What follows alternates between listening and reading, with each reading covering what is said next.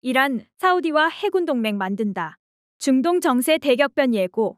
EU 에디터. 오늘에야 영내 국가들이 지역 안보는 상호 협력을 통해서만 가능함을 깨닫게 됐다. 샤흐람 이라니 이란 해군 사령관은 현지 TV 인터뷰에서 사우디아라비아와 이란을 포함해 상당수 지역 국가들이 영내 안보 보장을 위해 해군 동맹 창설을 추진 중이라면서 이같이 말했다. 인터뷰에서 이라니 사령관은 사우디와 아랍에미리트 연합, 카타르, 바레인, 이라크를 포함한 영내 국가들과 이란 사이의 합동해군 동맹이 곧 구축될 것이며 인도와 파키스탄도 포함될 것이라고 말했다고 이란 관영 이르나 통신이 3일 보도했다.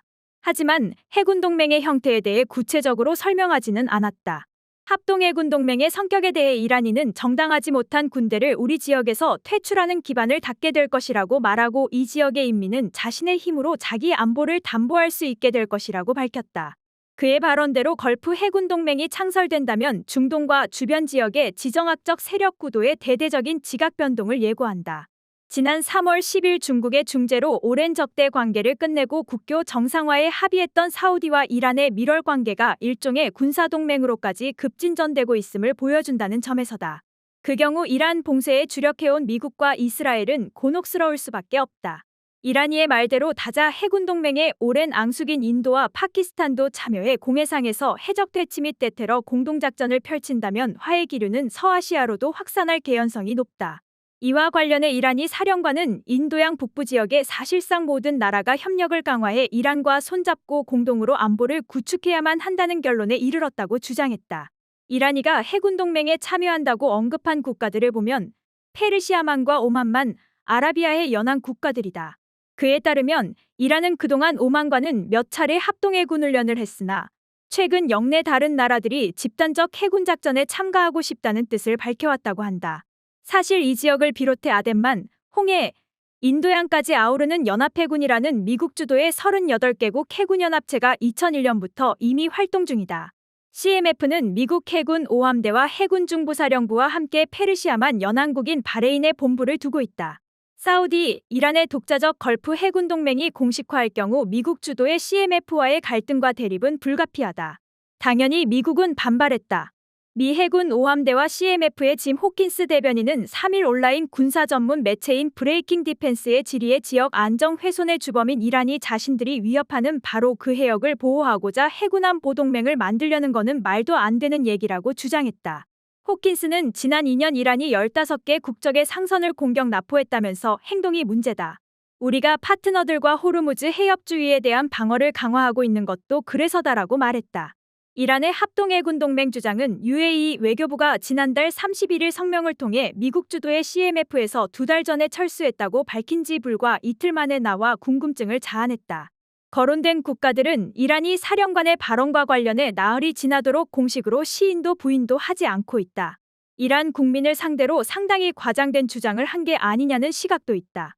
관련국들의 반응은 더 지켜봐야 하겠지만 그의 주장이 사실로 드러나게 되면 중동과 서아시아 지역에서 미국의 입지는 더욱 취약해질 공산이 크다.